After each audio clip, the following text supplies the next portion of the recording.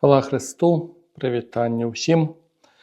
Чарговая наша сустрэча, знаёмства з Бібліяй, з самім паняццем Бібліі. Я ўжо разважаў з вамі на тэму натхнення Божага, на тэму важнасці Бібліі, чаму і навошта ўвогуле чытаць Біблію. Такія, сказаў бы, фундаментальныя пытанні прабаваў падняць. І гэтым разам сёння хачу спрабаваць адказаць на пытанне такое вельмі практычнае, якую Біблію выбраць. Дапусцім, нехта з нас ужо зразумеў, што это важна. Вось у некаму там ужо жаданне ўзнікла. Ну і я часта чую гэтае пытанне, якую Біблію выбраць. І, напэўна, не па вокладкі глядзіце. Не па прыгажосці, трэба зусім на іншыя рэчы звяртаць увагу. Першае пытанне – гэта пытанне мовы.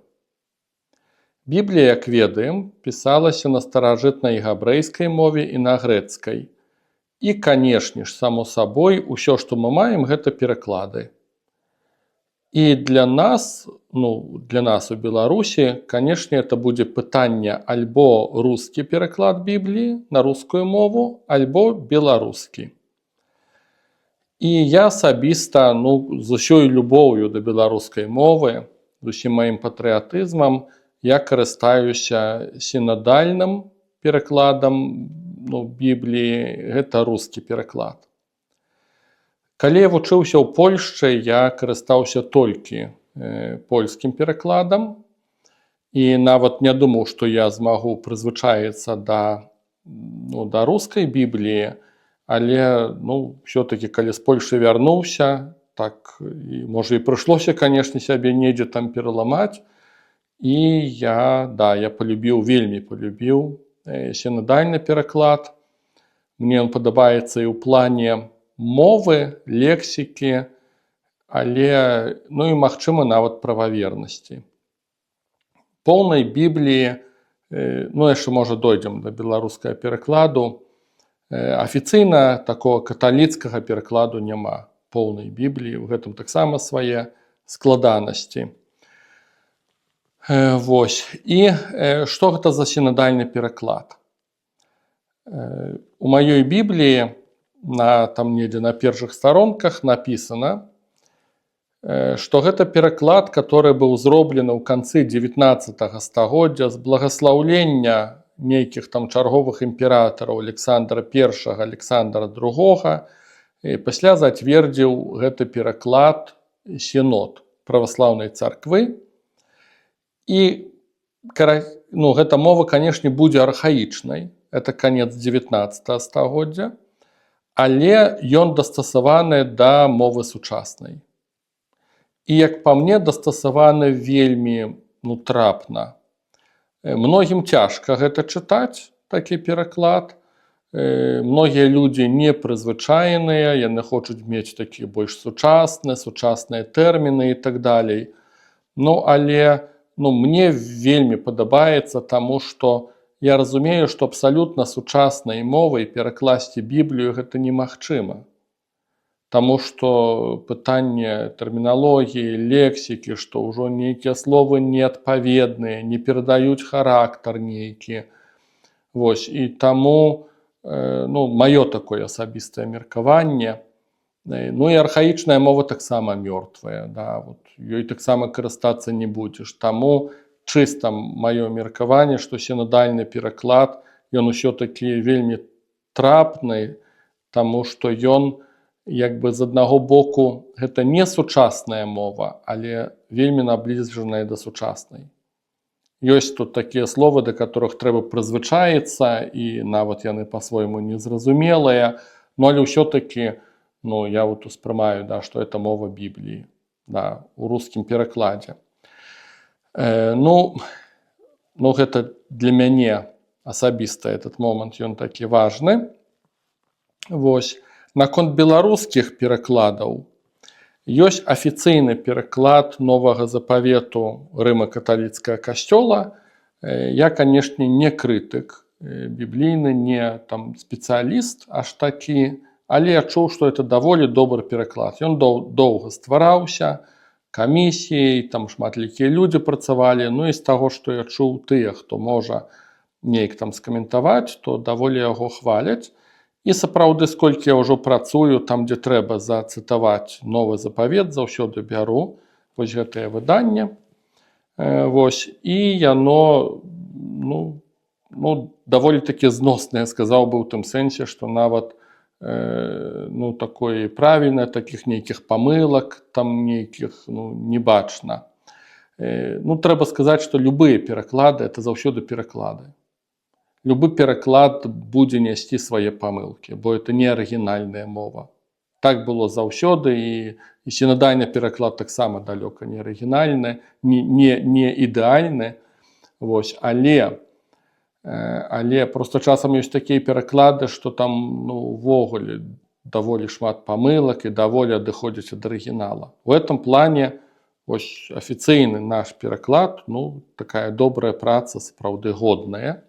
Насколькі я там здольны это ацаніць, бо сапраўды ўжо трошку і папрацаваў. Старога запавету, на жаль, няма па-беларуску афіцыйнага перакладу каталіцкага касцёла, ёсць там пераклады асобных нейкіх аўтараў. Між іншым, Уладзіслава Чарняўскага, я прабаваў ім карыстацца, зрэшты, это святар, марыянін, як і я, з нашага ордэну, нашага закону. Але ён мне асабіста не пайшоў, гэты пераклад, цяжка мне было да яго прызвычаіцца, на сілу прабаваў я неяк там, і ўсё мне не пайшло. На дадзены момант, чым я карыстаюся, гэта вось такім выданнем Бібліі. Біблія, кнігі старога і новага запавету. Гэта выдадзена біблейскім таварыствам, напісана Саюз евангельскіх хрысціянаў-баптыстаў у Рэспублікі Беларусь, нават не біблейскае таварыства. І пераклад гэта зрабіў пастар Бокун. І гэтым перакладам я карыстаюся, мне ён асабіста таксама даспадобы. Стары запавет. Скажам так, з усіх, што я бачыў на беларускую мову, ён для мяне самы-самы нейкі такі, актуальны. Гэта наконт перакладу. Таму таксама першае, калі выбіраем Біблію, якую купіць, такое простае банальнае пытанне, трэба нам адказаць, на якой мове, вось асаблівы кантэкст улічваючы беларускі, што двухмоўе ў нас, на якой мове я хачу і гатовы чытаць. Некаторыя не змогуць пацянуць сінадальны пераклад рускі, ім трэба больш сучасная мова. Я б, напэўна, не раіў бы аж так лёгка здавацца, я б спрабаваў бы ўсё-такі да яго прызвычаіцца. Таму што я сапраўды часам рознымі перакладамі карыстаюся, і на рускую мову рознымі карыстаюся, але мне асабіста ўсё-такі сінадальны неяк так больш да густу, больш даспадобы.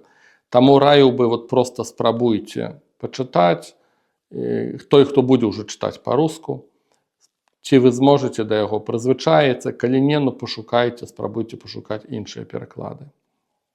Вось, это першае пытанне. Хвала Христу! Рад, что вам понравилось это видео. Община «Мужчины Святого Иосифа» хочет и дальше развивать свои интернет-проекты. Сайт, YouTube-канал, Instagram, TikTok. И вы можете в этом помочь. Будем благодарны за лайк под видео, репост своим друзьям. Будем признательны за пожертвования. Как сделать пожертвование, узнаете по ссылке в описании под видео.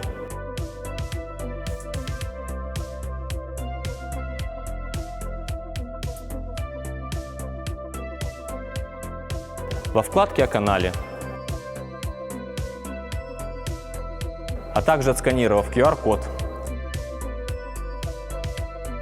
Также можно воспользоваться функцией спонсорства от YouTube. Ваши замечания, идеи, предложения пишите в комментариях. Подписывайтесь на канал, чтобы не пропустить новые выпуски. Спасибо за молитву и помощь. С Богом!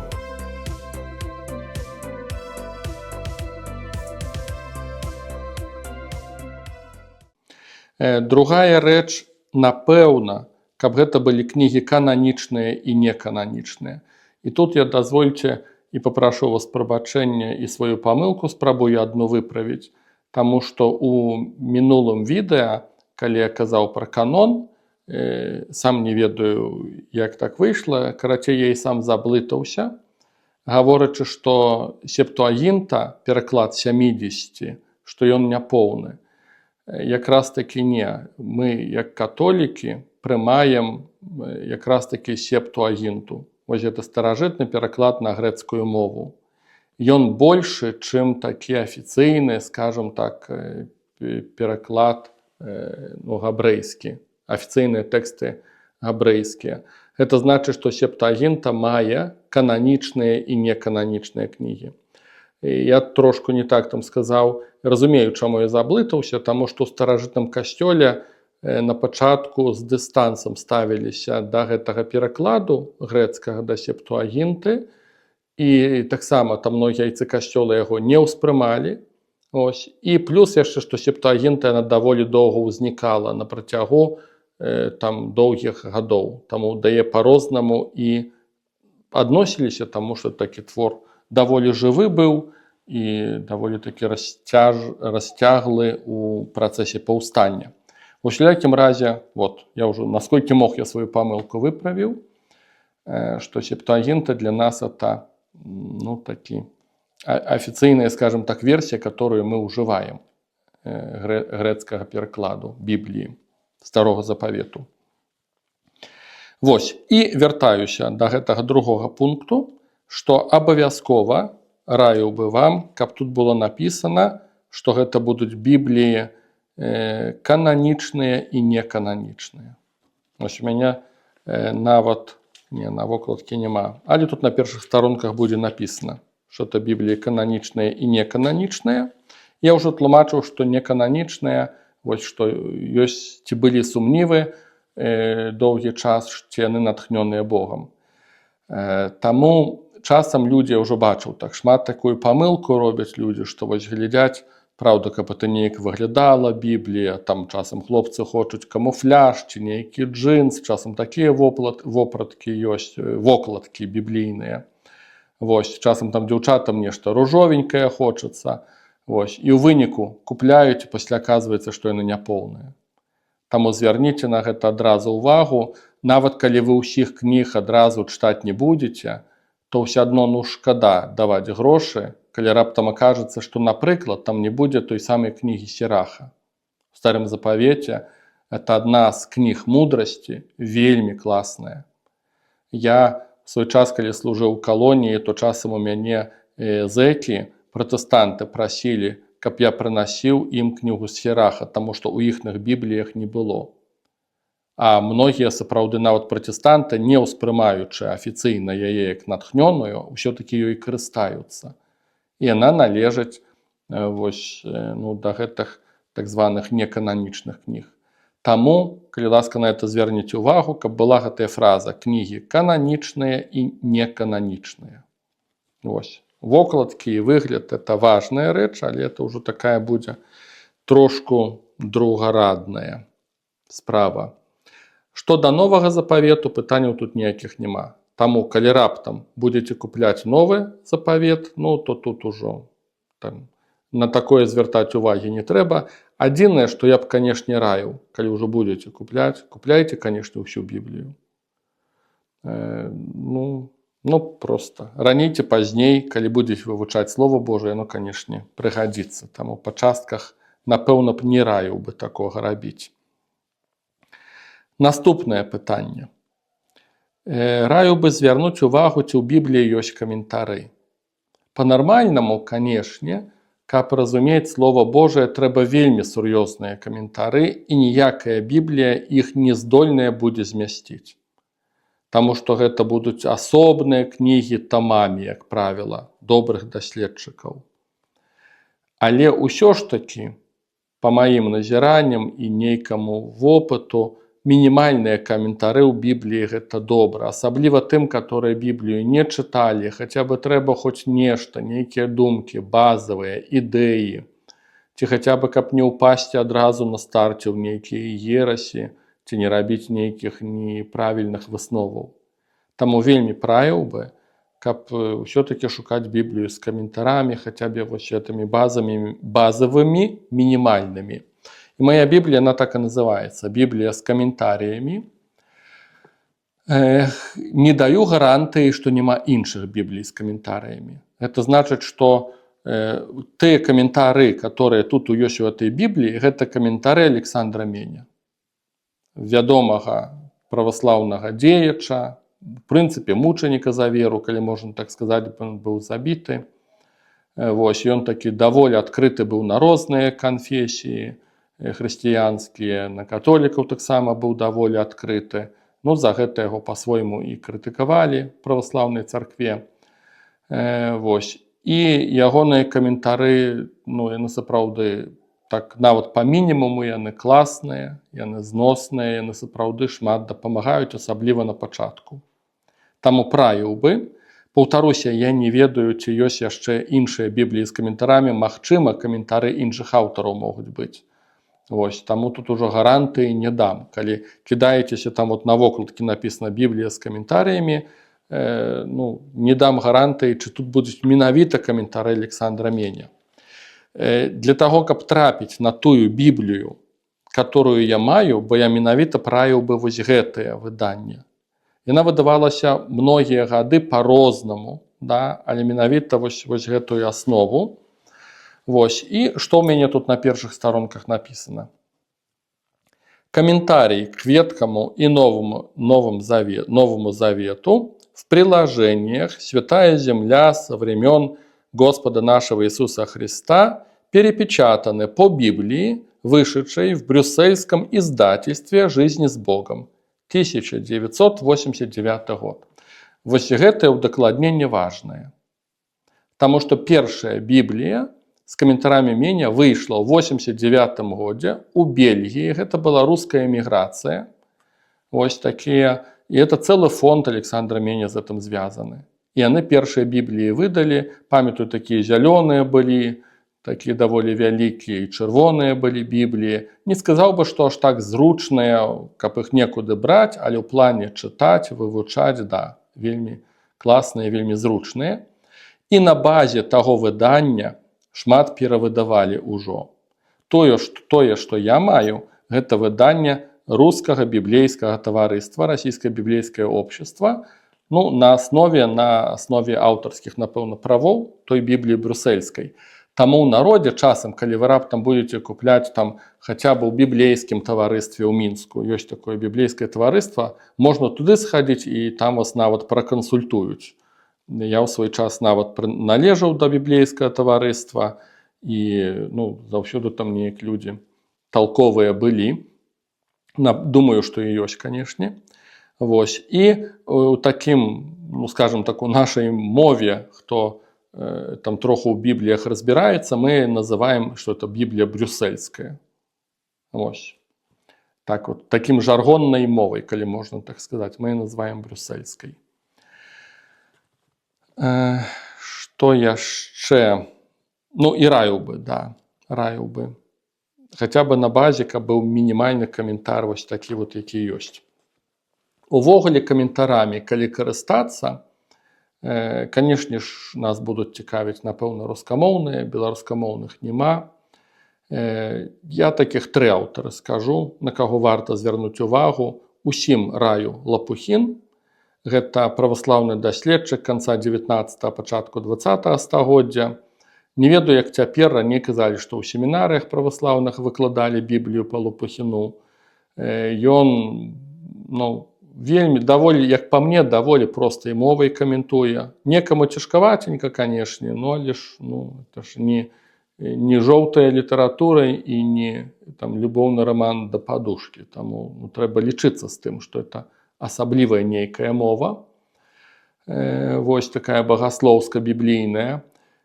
І тым не менш, все-таки, як па мне, эта мова даволі простая. Лопухіна даступная для ўсіх. І ён, што класна, ён таксама цытуе айцоў касцёла, ранняга хрысціянства, таго самага Яна Златавуснага. В этом плане сапраўды за Лопухіном будзе стаяць такая цэлая раннехрысціянская традыцыя. І гэта па-свойму каштоўна. І ён, калі я не памыляюся, ён здаецца, што ці жыў, ці вучыўся, можа, ў Амерыцы, ці ў Германіі, таму ён даволі такі нават і адкрыты на багаслоўе і пратэстанцкае, і каталіцкае. Таксама для нас это будзе немалаважна. Таму раю гэтага каментатара Лопухіна можна знайсці, называецца «Толковая Біблія Лопухіна». Можна знайсці і купіць у інтэрнэце поўна, это даволі такі вядомы рэсурс, даволі распаўсюджаны. Другі аўтар, не так даўно я яго адкрыў, зрэшты, дзякуючы людзям, з которымі працую, служу ў плане пазнавання Слова Божага, разважання, гэта Барклі. Барклі гэта багаслоў, біблііст, пратэстант, ён шатландец, калі не памыляюся, это сярэдзіна 20-го стагоддзя. Мне ягоныя каментарыі вельмі падабаюцца. Але з таго, што я ўжо чытаў, ёсць свая крытыка, што ён лічыцца такім даволі ліберальным, лічыцца такім, на той час лічыўся прыхільнікам мадэрнізма, такога тэалагічнага, і чытаў крытыку, што ён, напрыклад, там не ўспрымаў цудаў, которые рабіў Христос, стараўся іх там неяк увесь час навукова неяк патлумачыць. Паколькі я выбарачна чытаю нейкія тэксты, пакуль што у Барклі яшчэ не нарваўся нешта такое, з чым бы я абсалютна не згаджаўся, магчыма, нарвуся. Раз такая крытыка ёсць, мне тыя тэксты, которые я чытаў, яны такія даволі даспадобы ягоныя думкі. Зрэшты, бачыце, нават пераклады Бібліі недакладныя, а каментарыі тым больш. Таму заўсёды, на якога б аўтара вы не нарваліся, якога б не палюбілі, хто каментуе, то ўсё адно, лічыце, што это ўсё адно толькі людзі, которые таксама памыляюцца. І трэці, каго сапраўды кім можна карыстацца, гэта Кузнецова, не памятаю, як яе імя. Яна родам, аказваецца, з Беларусі, нават я не ведаў. Гэта такая духоўная дачка Александра Меня. І ёйныя працы і ў продажы ёсць, працы ў сэнсе каментары да кніг біблійных, это цэлыя тамы будуць выдадзеныя. Таксама, да, скажу так, што, можа, не настолькі, як бы мне прыходзілася да густу ў параўнанні да Барклі ці Лопухіна, і тым не менш у даступных нам мовах, у кантэксце рускай мовы, такая, думаю, нядрэнны рэсурс пазнавання Слова Божага. Таму правіў бы, калі што, такіх 3 каментатараў, але это ўжо тады, калі ўжо углыбляцца глыбей. А пакуль што, калі будзеце шукаць, звярніце ўвагу, лепш, каб Біблія была з каментарамі, хаця бы базавымі. Каб у Бібліі это ўжо практычна будзе, да? Важна, каб кнігі, тут бачыце на палях, каб яны былі пазначаныя, каб лёгка можна было кнігу знайсці.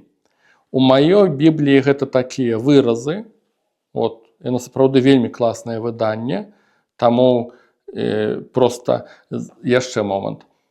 Кожная кніга біблейская, яна мае свае скарачэнні. Калі будзеце чытаць Біблію, трэба будзе прызвычаіцца да гэтых скарачэнняў.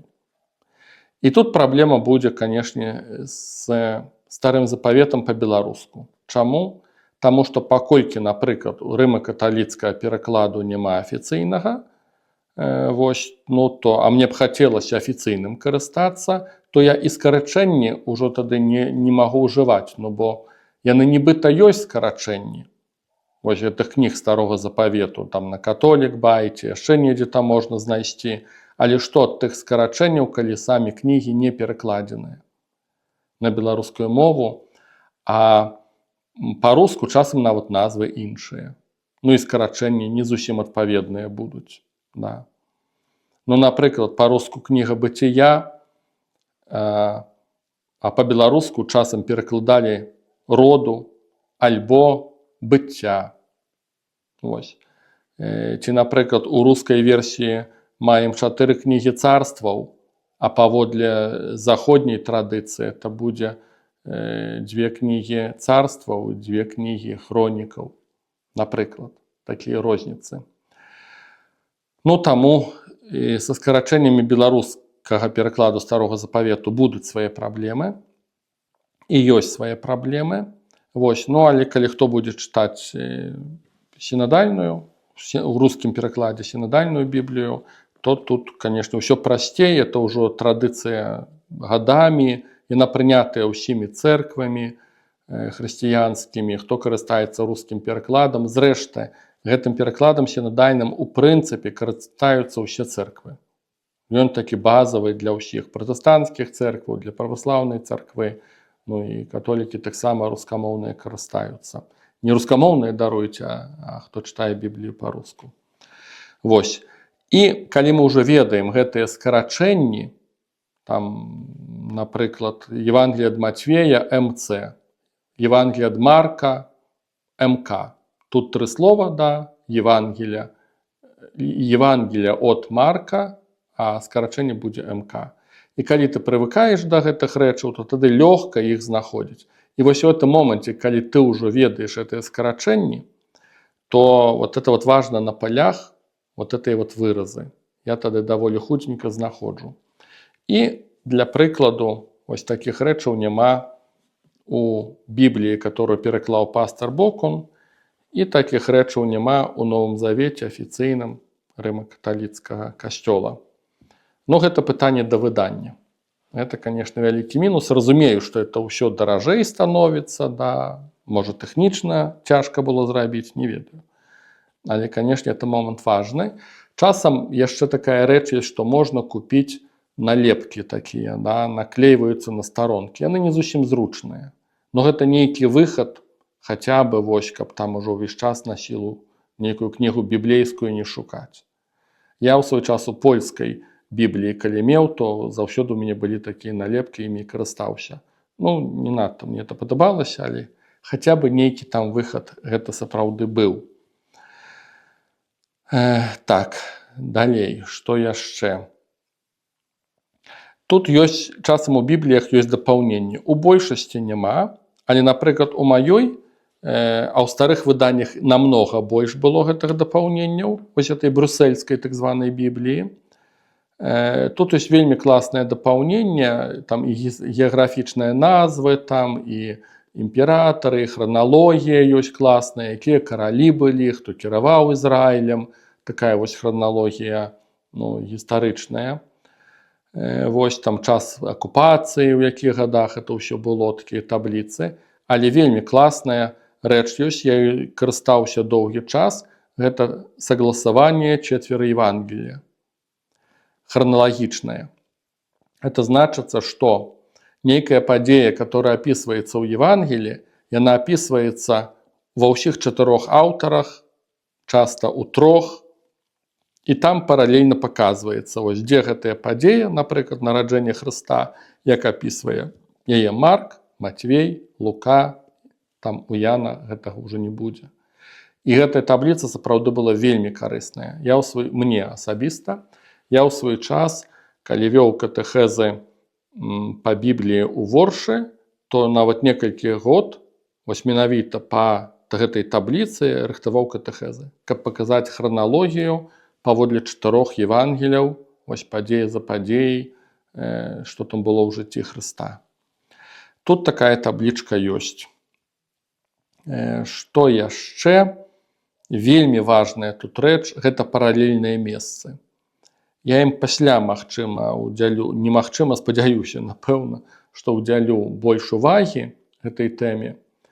У сваіх відэа у мінулых я казаў, што ёсць адно важнае правіла разумення Слова Божага, паколькі ўсе кнігі біблейскія, натхнёныя Богам, то яны самі сябе тлумачаць. Ёсць такое правіла старажытнае, Біблія сама сябе тлумачыць. І таму Христос частенька цытуе Стары Запавет. Яны пераклікаюцца, гэтыя тэмы.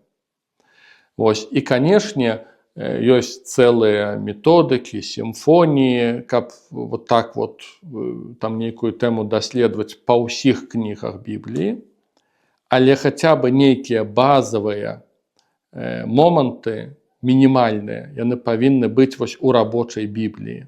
Гэта называецца паралельныя месцы. Напрыклад, я там адчыняю нараджэнне Езуса Хрыста ў Матвея, і тут же ж на полях, вот у моей Библии это на полях будет, и тут же на полях будет написано, где нараджение Христа описано у Луки, где нараджение Христа описано, ну, у Марка не будет описано, да. Вот, тут же на полях будет. И тут основные такие вот моменты. Хочешь глубей углубляться, ну, тогда треба додатковые некие книги брать, симфонии так званые. І гэта вельмі важна. Вот. Я нават ведаючы Біблію, то хочаш не хочаш, то ўсё адно вот этими паралельнымі месцамі карыстаешся, і паверце, што вельмі шкада, калі іх няма. Калі асабліва ведаеш, насколькі яны важныя, і калі імі карыстаешся, то тады цэніш это. Біблія пастора Бокуна мае паралельныя месцы, але ў плане выдання іх намнога менш, чым у маёй Бібліі, намнога ў разы менш. Яны знаходзяцца ў канцы раздзелаў. Ну, я вам не паказваю, тут не надта будзе бачна. У канцы раздзела, і гэта вельмі нязручна. У канцы раздзела. Таму што ў мяне, вот у этой Бібліі, тут паралельныя месцы ідуць да вершаў. І вершы біблейскія, яны пазначаныя асобным шрыфтам. Таму вельмі зручна этим карыстацца. Но, на жаль, новы запавет Рыма-каталіцкага касцёла, вось это афіцыйнае выданне, ён добры ў плане працы і перакладу, але у плане вось выдання, канешне, ён вельмі нязручны. Вот мне, который карыстаецца Бібліяй і маю з чым параўняць, он вельмі нязручны. Па-першае, цвёрдая вокладка.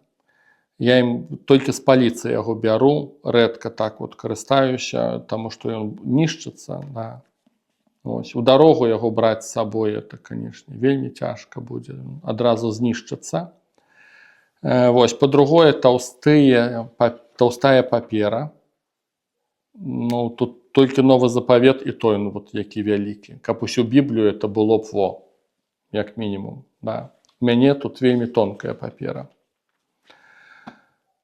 Ну і, канешне, да, няма каментароў, няма паралельных месцаў, ну, чыста тэкст, сказаў бы, да, чыста вот добра працаваны тэкст. У плане выдання, такі, хто працуе з Бібліяй, это вельмі нязручна. Біблія пастора Бокуна больш зручная в этом плане, і лісткі тут, карткі Бібліі тонкія. Вось, ну, з паралельнымі месцамі я ўжо казаў, што ёсць свае нюансы. Што яшчэ важна для Бібліі? Некаторыя здзіўляюцца, што ў Бібліі можна пісаць. Да, можна і нават трэба. Маркерамі, там, асадкай. Ну, Біблія павінна быць рабочай кнігай. Яна не павінна стацца ідалам, да которага нельга дакрануцца. Это нармальная рэч, што Біблія будзе спісаная, заюзаная, пальцамі зачытаная. Это абсолютно нармальная рэч для Бібліі і нармальная рэч для тых, хто чытае Біблію, што яе час ад часу трэба мяняць. Хто пастаянна чытае, то таксама такі працэс адбываецца. У плане такога вось чыста тэхнічнага, чым моя вось Біблія добрая, не думаю, што это скура, сумняваюся, скорей за ўсё нешта там заменнае. Вось. Але ў этом плане вельмі зручна яна на замку. Я, который часто езжу, ў дарогу трэба ўзяць і ў руках трымаць. Часам у руцэ трымаеш, рукі пацеюць. Но ў гэтым плане, вось яна, канешне, столькі яна перажыла ўсяго, в этом плане яна вельмі зручная. Што праўда, рамантаваў яе ўжо не адзін раз. Цяпер вот уже задумаюся, ці дасца яе вырамантаваць, ёсць у мяне сумнівы. Вось, ну і тым не менш яна такая вось, вельмі вынослівая аказалася для мяне. Таму нешта падобнае, калі хочаце часта чытаць Біблію і карыстацца ёй, раю бы нешта такое браць. Ёсць выданні Бібліі з каментарамі, тыя самыя выданні вось гэтай самай Бібліяй, но яны не на замку, не ў скураным пераплёце, а, напрыклад, такая коробка. Таксама даволі зручна, але ўжо ў дарогу з сабой не надта возьмеш. Гэтую коробочку вынуў, да, вот там посядзеў за столом, пачытаў, паставіў, яна будзе так, ну, даволі добра захоўваць цябе, таксама такой карыстаўся. Ну, для мяне на сённяшні дзень ёсць малая Біблія, яна меншая, таксама поўная, з каментарамі ўсё як у мяне, толькі меншага памеру. Ну, для мяне ўжо ўсё, я ўжо вочы мае не так бачаць, я ўжо такі дробны шрыфт не прачытаю. Таму таксама з гэтым лічыцеся, насколькі шрыфт для вас будзе, ну, наколькі яго дасца чытаць. Часам у меншых бібліях бачыў, такія ўжо больш сучасныя, нават такое павелічальнае шкло прапануюць, такое пластикавае, каб можна было чытаць. Ну, але ці это зручна, это адно, ну, вялікае пытанне. Таму рознымі карыстаўся, нічога больш зручнага, чым вот это вот я не знайшоў. Не ўпэўнены, што вы зараз такую знойдзеце недзе ў продажы, вот менавіта ў скураным пераплёце. Магчыма, нейкія іншыя, ось так брюссельскую, калі ўбачыце і захочаце Біблію, адразу яе бярыце. Нехта мне недавно скидываў, што знайшлі на дзіва, як па мне, таму што чуў, што нават у Беларусь перасталі вазіць з Масквы, што яна даволі дарагая была. Вось, і людзі знайшлі на Азоне. Ну, нехта там нават купляў, трошки нават здзіўлены быў, што можна было яе так у продажы лёгка знайсці. А яшчэ міла быў здзіўлены цаной. Таму што я за яе заплаціў ці 70, ці 80 даляраў свой час. Канешне, это былі шалёныя грошы. І аказалася, што на сённяшні дзень на Азоне яна была больш танная. Таму это нейкая такая, для тых, хто лічыць грошы, гэта, ну, такая трошку прыемная навіна. Ну і, канешне, трэба з тым лічыцца, ці вы Біблію будзеце чытаць заўсёды седзячы за сталом у сябе дома, ці ўсё-таки беручы ў дарогу. Я, калі браў Біблію, я ведаў, што мне прыйдзецца і то, і другое, што ў дарозе яна са мной будзе частенька. Ну і, да, я ў гэтым ключы браў. Магчыма, каб я чытаў толькі дома, не ведаю, знайшоў бы увогуле агромную, з вялікімі літарамі. Магчыма, не ведаю. І на сёння ў мяне ўсё. Дзякуй, што праслухалі. Калі раптам будуць якія пытанні, насколькі змагу, спрабую на іх адпавядаць. Пахвалёны Езус Христос.